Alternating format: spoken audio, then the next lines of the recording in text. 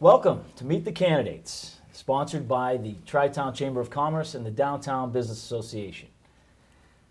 Tonight we are visiting with the candidates for the Mansfield Board of Selectmen. And I am your host, Tim Keneally, and I am the president of the Tri-Town Chamber of Commerce. With us tonight are a panel of questioners. To my left is Bill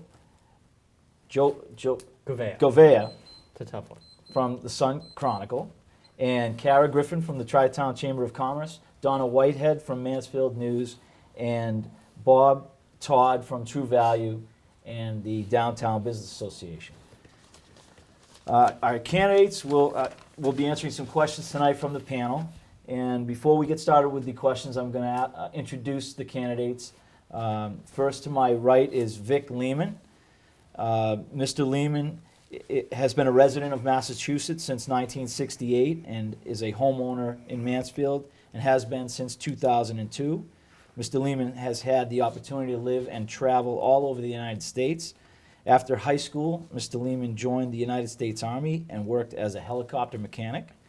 After the Army, he pursued an FAA airframe and power plant license and an engineering degree.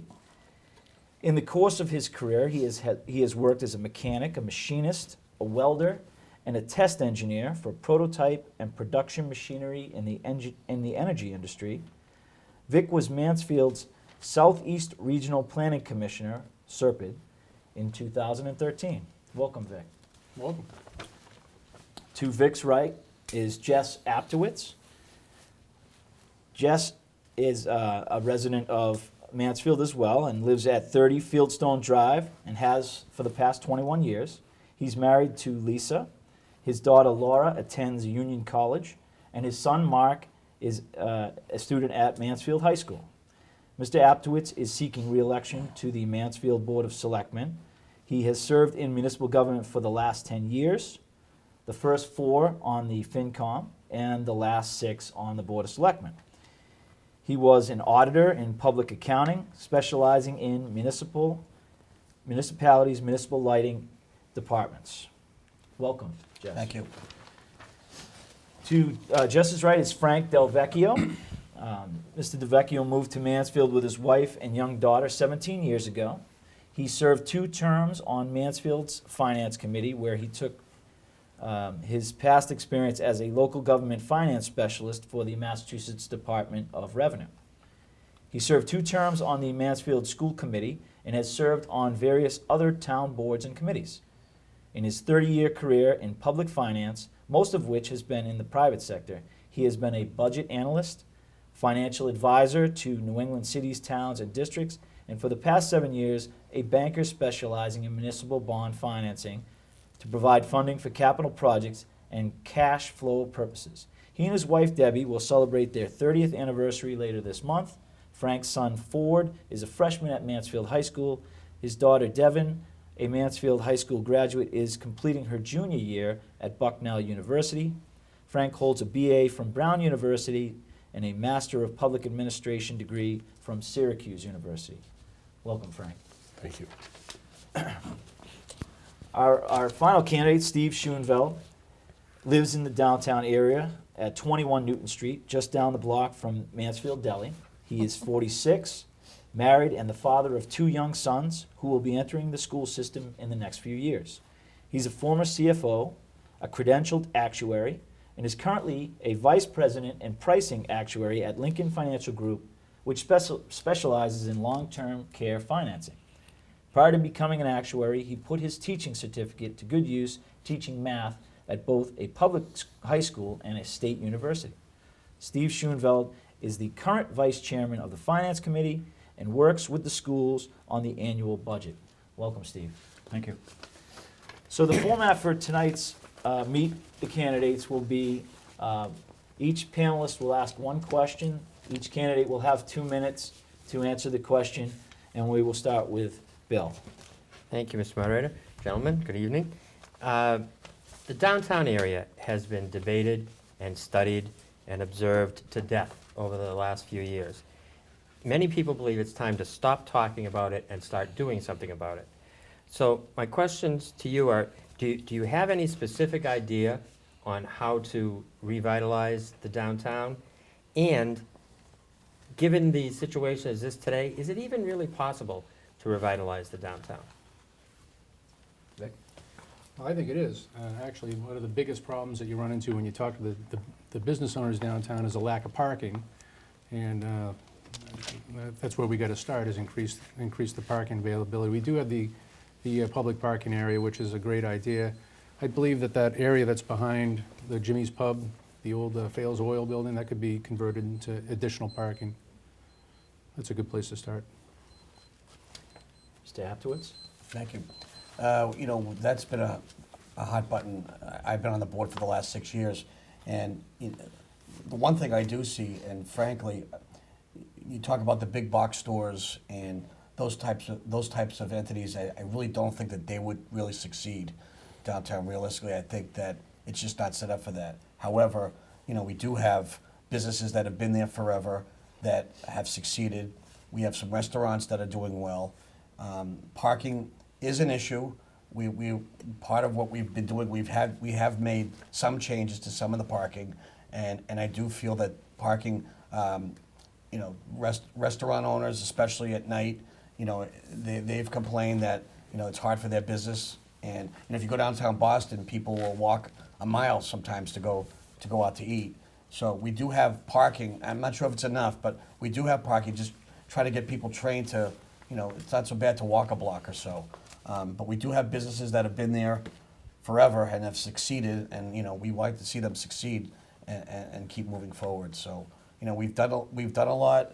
There's still more to do, and I encourage people to look at that. But more, I think you're looking at more of the boutiques and specialized types of business. I don't really feel downtown as a box store type of setup.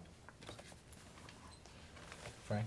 Bill, I think you've been reading my campaign material and took the question straight from it. The campaign material doesn't have a specific answer. I'm a finance guy. I don't know that much about planning. I do know that we've had several plans that are on the shelves, a couple that are underway right now. And the important thing is to take these plans and actually do something with them. You know, as a professional, I believe in getting professional advice and expertise from other people when there's a complicated issue. But we have all this advice. We're looking at these problems. We got to look at them coherently. We have to come up with a plan that ties in the train station development with the downtown. That has to link. That's the big opportunity that we're missing, and that will help bring vitality to the downtown. What the actual mix will be is I'm not sure. There has to be something done with the traffic pattern. Again, I'm not an expert on that. I was at the presentation by the Northeast students a couple of weeks ago. Some great ideas. I don't think they're fully cooked yet. But we have to look at this. We have to get people together. We have to actually act on it. We have a strategic plan committee that kind of oversaw a lot of these questions, had the process. That committee hasn't met in a full year. They need to assess what's going on, what we've done, what we need to do. And a lot has been done in this town, and the Board of Selectmen has done some very good work. But this is something we should especially focus on because it's vital to getting our tax base expanded and keeping our tax rates low. Thank you. Steve? Thank you, Bill, for the question. I live just a few blocks from the downtown area. I enjoy walking there. I would like to enjoy walking there with a lot of more options as well. You know, I've walked there for pizza. I've walked there for the restaurants. Walked there to get my hair cut. But I like to walk there for some other reasons as well. And you know, we have put a lot of good effort to it over the last 10, 15 years. And that effort, you know, didn't go to waste. But we had a pretty big financial crisis that impacted the implementation of those efforts. Yes, it's part of our strategic plan, and it's something we need to look at, analyze, and put some numbers to, not just some thoughts or some impressions. But I think we have a good opportunity today in that we've got some bookends going on.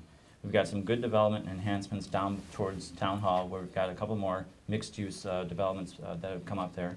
And then we've got the train station opportunity, which right now the parking lots at the train station are a vast unused asset that could really enhance our tax base. We really need to enhance our tax base today to prevent the future need to increase taxes on our citizens. So it's pivotal that we go ahead and enhance those bookends, and then create an environment where businesses can invest and invest profitably in between. There are a couple of properties there that you can look at every day you walk by that street that would flourish if just they had the opportunity. So, put some numbers behind our strategic plan, make use of these two bookends, get those federal and state matching funds or grants that we can get for the train station, and then we can see what will happen with the in-between. But I would love to walk down to Main Street and get more than just the pizza, my haircut, or go to the great True Value Hardware Store, which is a couple blocks from my house. Kara? So I wanted to say thank you all for being here. This is great for the community to get to know you. Although I'm a resident of Mansfield for the past 18 years now, my question is more as the executive director of the Chamber of Commerce serving businesses in our community. So I wanted to get a pulse from you guys as far as, do you agree with the current tax split between business and residential right now? And if you don't, or do or don't, would you change it? Jess? I'm first on that. Yes. Thank you for the question. That's been a hot button, another hot button issue for years. We, as a board, have supported the split tax rate. And the last 4 or 5 years, the splits pretty much stayed the same. And it's a hard mix to balance the needs of the residents and the needs of the businesses. We've talked about doing a possible third rate, which would maybe look at the small businesses because, and I've said it a lot, a big company in the industrial park is not going to move for a couple $1,000 tax increase. However, the taxes might impact the smaller businesses and negatively. So we have discussed looking at maybe a small business type a tax credit. If we made the split even now, it would do a major league damage to the ratepayers, the residents. So we've talked about it. There's been issues at the assessor's office because some of the small businesses are mixed use within the business.